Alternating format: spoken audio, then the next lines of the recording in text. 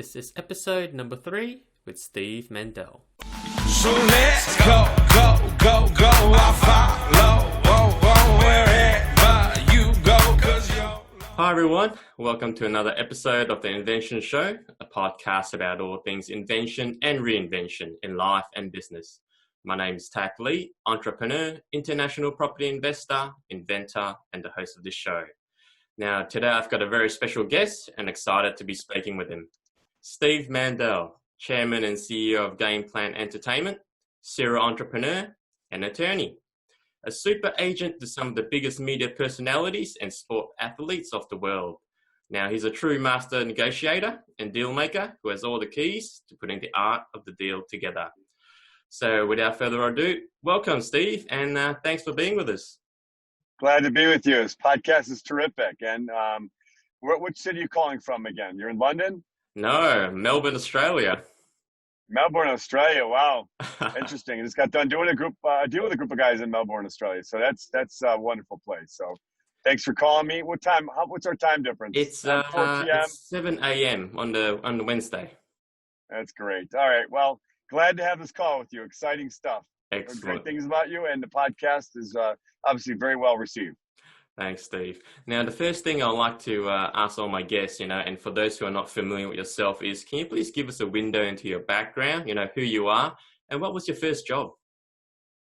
I've been an attorney for my whole career. So I really went right from law school into a law firm that did a lot of stuff in the sports and entertainment space. And but always been an entrepreneur. And from an early age, I think it started when I actually wanted to go to prom and I didn't have any money. And one of my friends said, let's start doing some window washing in the neighborhood. And I got addicted to that. So I raised all my money for prom. Sometimes out of necessity, you find really cool opportunities and become an entrepreneur just by need. And that's what happened there. And from that, I actually started a window washing business. My friend decided not to do it anymore, and I developed a window washing service that took me all the way through high school, law school, and certainly college as well too. In the summers, I did a lot of it, and so I had great pride in starting that. And then when I first became an attorney, in addition to my practice, I started doing entrepreneurial things right away. One of the things I started was a dining club and had an exit with that as well too, similar to you'd see with the 50% dining off discounts and things like that. I started my own company and I started my game company with a couple other people and bought my partners out, and so on and so forth. I've always had the entrepreneurial spirit ever since I've been a young kid. Interesting. Excellent. Now, as an agent, Steve, and as some of the biggest media personalities and sport athletes, do you choose your clients or do your clients choose you? Yeah, it's really a combination. It's a great question. You like to choose your clients if you can, because you certainly have conversations and try and see if there's a fit. And quite frankly, it's a good match on the back on the other side. But it's always, it's always nice to make sure that who you're gonna work with, you really like as people, because you spend a lot of time together. You're having lunches together, you're having dinners together, you're hanging out, you're having conversations. So outside the business realm, you certainly want to have an alignment on the personal side as much as you can. Some people want to make it like they're their best friends right away. I'm at that style. It's not my type. I have great business relationships. And I think it just organically grows based on trust and mutual admiration for one another. And, but it's still a business at the end of the day. And so, you're still servicing people. So it's nice to be able to say you can do both, but sometimes it comes one way where you're choosing them. And sometimes they call you up and say, I heard good things about you and I'd love to work with you. Excellent. Now, out of curiosity, what do you think about celebrity branding? Companies spend so much on celebrity branding as such as it draws the crowd and people want to see it. Now, you have some very big names that you manage. What is your concept of celebrity branding on your view on it for today's budding entrepreneurs? Yeah, look, celebrity branding is my expertise. Branding is my expertise. And quite frankly, celebrity, and you can kind of make a bigger sphere of what that means right now, right? I mean, when I first started out, it was really actors, entertainers, and sports figures. And right now, we're in a whole new world that nobody even anticipated, where we use the word influencer, right? Yeah. So there you go with branding. So, where it used to be, earlier on, where it's like, I have to have this top athlete like a Michael Jordan endorse my Coca-Cola brand, which is the obvious thing to do. Today, people are making decisions saying, do I do that, or I take the 21-year-old, college person who has been amazing at social media and has 15 million followers. Yeah. So either way, I love celebrity branding. I think it's critically important to a brand. I think you're constantly giving impressions into people's brains about a product and ideology, and quite frankly, just brand and image make all the difference in the world of selling product or not. And that's why you're constantly going to see that business continue to grow. Yeah. Certainly hurdles in that business. You might choose the wrong entertainer or a wrong person because they somehow get in trouble if things happen, and then they're attached to your brand. So, it's a balance. It's really finding out who and what is best for your, particular message and messaging that you want to have out there on a continuous basis. But critically important to the success of brands. And that's why you see it all the time. And that's why you'll continue to see it. Excellent. Now, in your view, Steve, who's easier to deal with, men or women? I did see that question when you said that to me. It's kind of interesting. It's just people, right? I mean, yeah. You can't say it's easier on one side or the other, or a female, or any individuals or age groups or any another. Yeah. People are people, right? So you could be now. The distinction is who's easier to deal with in terms of you got good people and you got bad people, right? Yeah. And you got people who are very. So the more difficult thing that I think you're trying to lead to is that sometimes people are either so narcissistic about themselves. Narcissism is horrible to deal with, and I think that they're unstoppable or top of the world, and that sometimes those types of people can be very difficult to deal with. Sometimes they might be easy to deal with because they do have that ego, but they're easy to deal with because they understand the expectations are right. I think the bigger issue on all these things are what's the expectation level, right? Yeah. And is the expectation level realistic or unrealistic? And those are more of the hurdles I run into, right? Somebody, whether they're a huge famous person or moderately famous, might want to accomplish something. The bigger hurdle there is, are their expectations realistic or are they unrealistic? And that's really the biggest hurdle that you get over.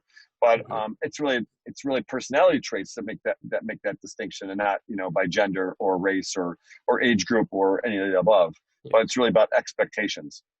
Oh, that's awesome. That's awesome. Now, an investor yourself, and also an advisor to Pitch Investors Live, you must get pitched all the time by startups and just in the list. Yes.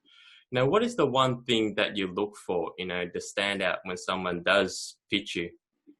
But look, you know what? I mean, people always say, you're investing in people. Yeah, you're investing in people. I get that part, but you got to invest in a great idea and product, right?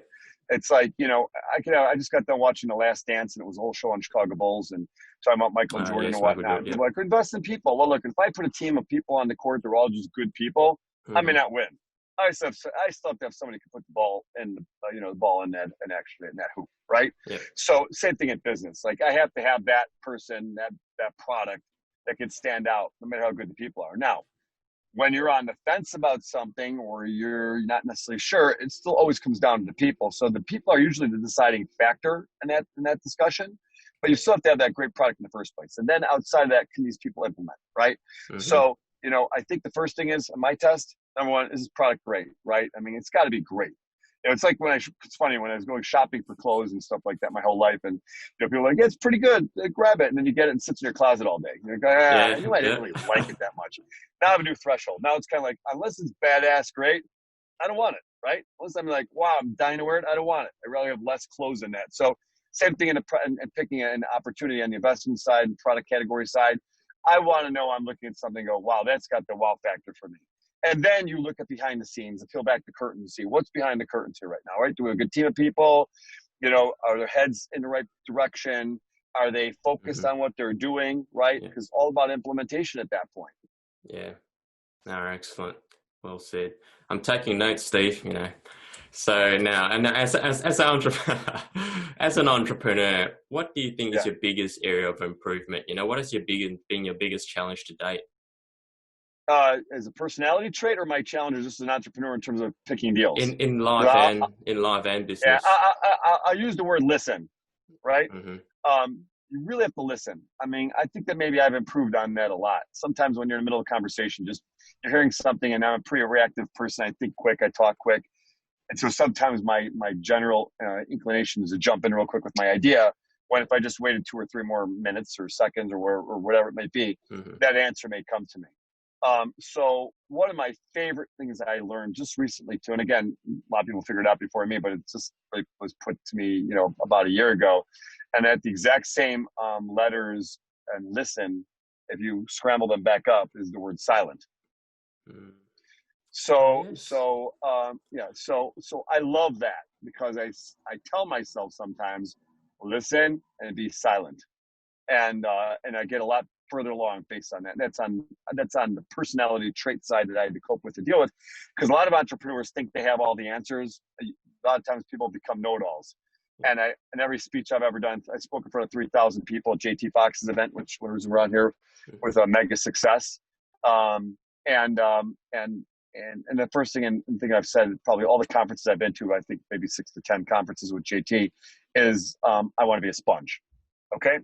Being a sponge is really critically important, because I don't want to pretend I know everything. I don't. Right. And I'm always constantly learning from the people around me. And the funny thing is, and I love YouTube. I like to train a lot with weights and activities and things like that. And I like to learn. I'm just kind of like, I absorb stuff.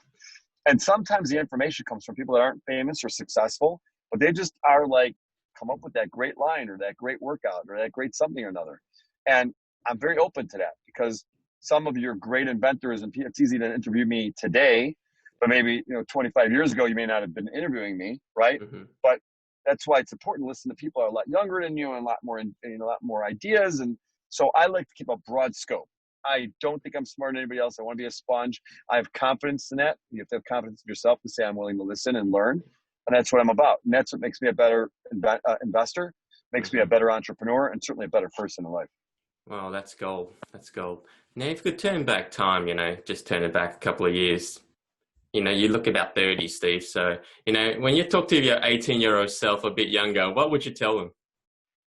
Grow hair. You look good. You look good. Thanks. You know what? I'd say to myself again in the beginning, be patient. Yeah. Because I think as a young entrepreneur, you just want to go. And you become stubborn, sometimes even more stubborn when you're younger, when you're older, because you fall in love with your project without really looking at it objectively. Also, find mentors, find people who can help you out, right? Ask their opinion, be willing to take the hit. Because sometimes they'll look at you and they'll be like, this is just a bad idea. You put time, money, and effort into something. Yeah. It's a bad idea. Well, my younger years would be combative, not in a physical way, but combative in terms of, what do you mean? Defensive. As opposed to saying, look, I asked, I got to be open. I'm going to learn from this. Right. And so you need to be open. So I would tell myself as a younger entrepreneur and younger person, you know what, just be patient. Don't fall in love with your project. Be willing to learn and be willing absolutely to take that hit. And more importantly, when you get knocked down, be willing to get up with a smile on your face and say, this is part of the process. I don't think I've ever met any entrepreneur, inventor, right, or person who's had success that can't point to events in their life that looked like they were going to fail. Yeah. And that moment when you're failing, it's easy to come back with people later on. They go, oh, yeah, when I was failing, it was okay. I lifted myself up. But in that moment, it hurts. You got to tell yourself there's always tomorrow, and you have to take a lighter approach to life when you have something like that take a huge hit on you. Awesome. Now, turning point, when you look back in your entire life, everything that you have, your business and everything, what is that one thing that changed everything for you? A moment that you look back, that made you who you are, the one thing that was the beginning to a lot of things for you. Is that the one thing that you can go back to and go, yes, that's the time? I think it's more of a culmination of things. But I would have to say that I was in a couple of different business transactions that necessarily weren't going the right direction. And I realized I wanted to put my own footprint on it. I actually wound up buying out my partners in a company that I owned. And I think that was a turning point, because I felt that I really had my own blueprint for success. And sometimes when you have partners that weigh you down and they don't have the same blueprint, they can be great people. And I work with great people. And there's nothing against the person. It's about the blueprint for success. And I felt that it was sometimes a battle, because I thought differently or quicker or more spontaneously or more risk-taking or whatever it might be than the people around you. And so you really have to surround yourself with the right people. And I think when I separated myself off from any partners I had in any number of businesses and became really, starting my own company, I was able to put my blueprint on that business. And it really is, that's profound. When you realize that I want to do things the way and I may not be successful, but I do want to believe in myself. And I said, whatever turn it's going to take, I'm okay with it, because if I don't put my blueprint on it, then I'm not going to feel really 100%. Too many people go to work every single day and are upset and miserable. There's a boss that they're working with that doesn't necessarily, reflect upon your feelings. Or how many times you hear stories about, I'm sitting in a big company and they came up to me and said, do it this way. And you're like, I think it's wrong, but to do, either they are prevented from, or they're intimidated from presenting their views. It's time to go if you can. But I tell everybody, try and be an entrepreneur, because you know what? In life, you can't fire yourself, right? Other people can fire you. Always find your path, make a blueprint. And that was important. My blueprint was important for me. Yeah. So what inspires you now, Steve? You know, what makes you like your best self? People. Yeah. Being around great people. Mm-hmm. Plenty of deals. Too many deals to even count that I can choose and pick from and jump into. But, you know, I like to work with great people. I love energy. I love look for that really diamond in the rough. I like a startup that just looks absolutely fantastic. And you're like, wow, this is really great. It's cool. And I'm involved in a few of them right now, which I really just love. And so that's the passion. I have passion for life. And I think that this is important too. I have passion for everything in life. You can't have passion for just one thing in life. I like to have passion for everything, right? Yeah. So I really believe in people. And I also think it's critically important to not have an ego. You know, during this whole COVID thing and stuff like that, I'm talking to people on the phone, like, what are you doing right now? You know what? I'm washing towels. I help my wife, and they're like, really, I'm washing towels? Yeah, I'm folding them too. I do martial arts. Ironing them as well. I'm very disciplined for martial arts, and a lot of those guys feel the same way. They're never too big. Let's put it this way. You're never too big to do house chores, right? Once you think you're too big to do house chores, then you have a problem with yourself in life. Never get too big for your britches. It's an old saying, but never get too outside your skin, thinking you're bigger than the next guy, right? So that's important. Again, just keep yourself grounded. People like that better. You know, have humor about yourself. And when things don't go right, just laugh it off and move on.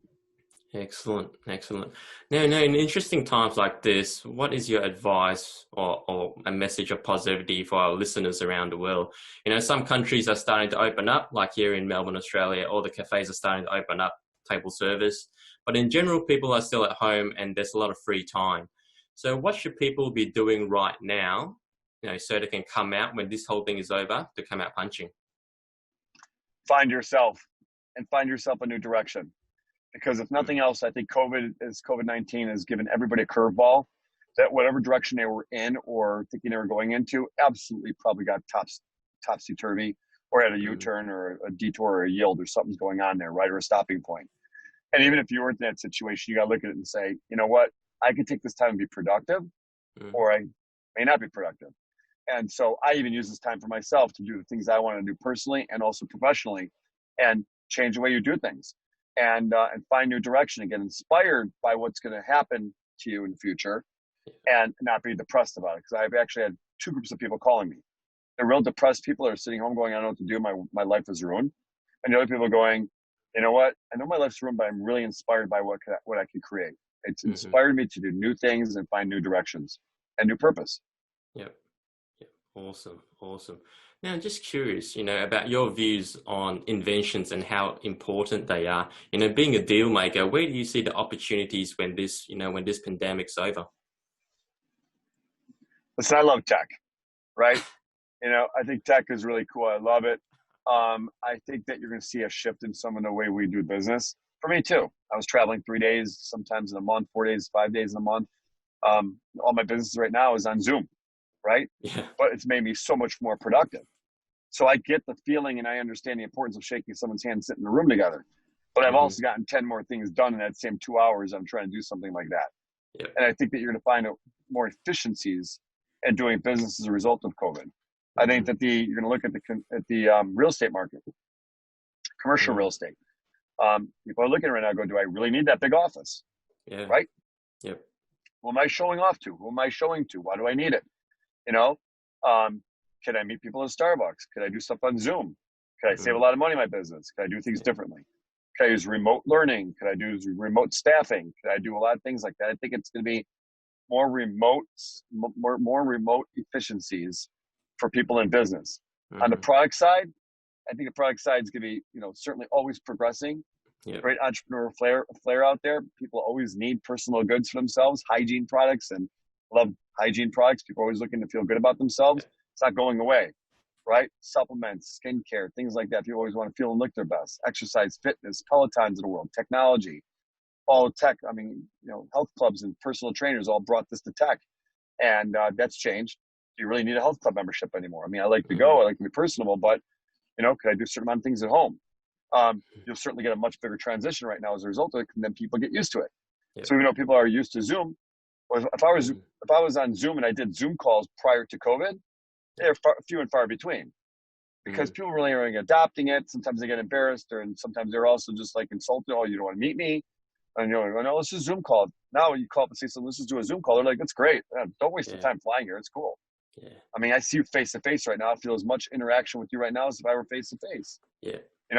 Again, step removed, of course, and I'll still travel, of course, but this has really replaced a lot, and also can be really efficient, especially for businesses that were so dependent upon traveling that they didn't necessarily, in startup companies and entrepreneurs and young inventors and investors and like, they don't necessarily have travel budgets like I have to travel everywhere.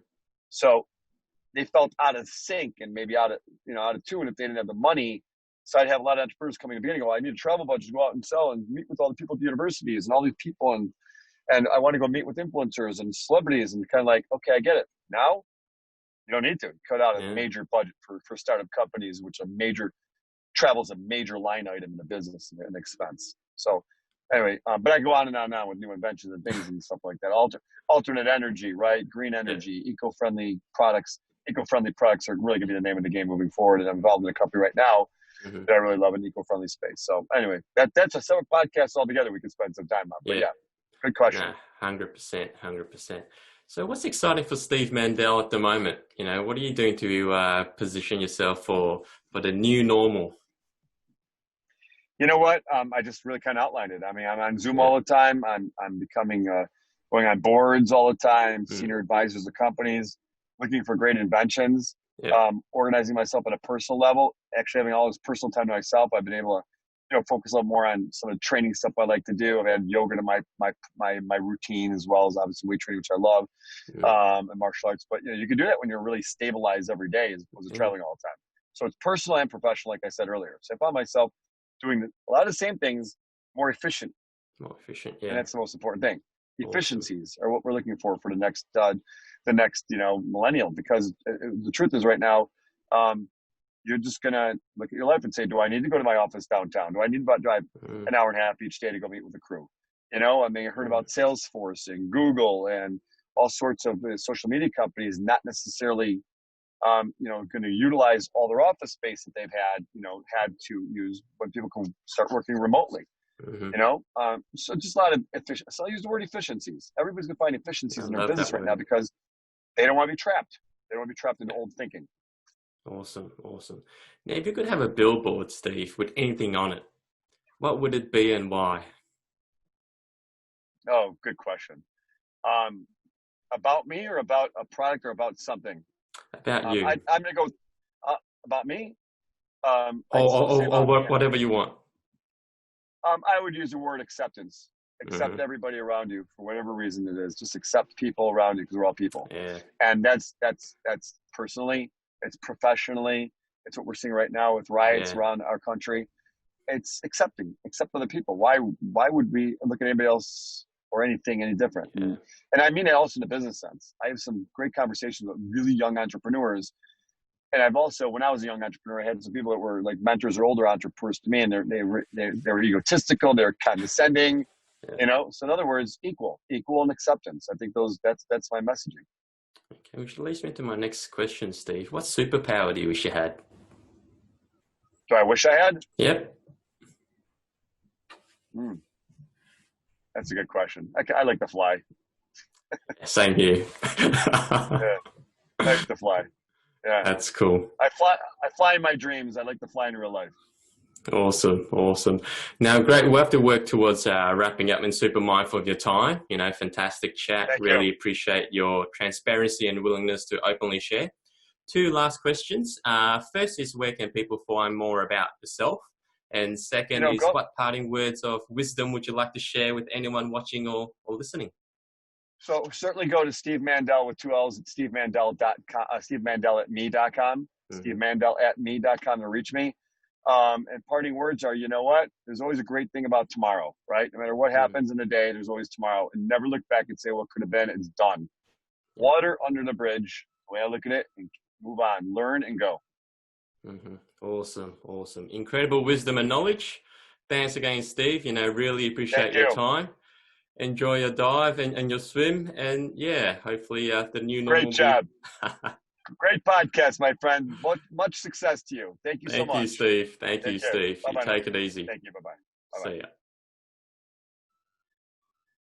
So there you go. All right, guys. I hope you enjoyed this interview. You can find me on social media at iam.tacklee and also at LiveTurnX. Thanks for listening, and I'll see you in the next episode. YOLO, YOLO, it's our show. Oh, oh, there's one thing we know with all our cargo, it's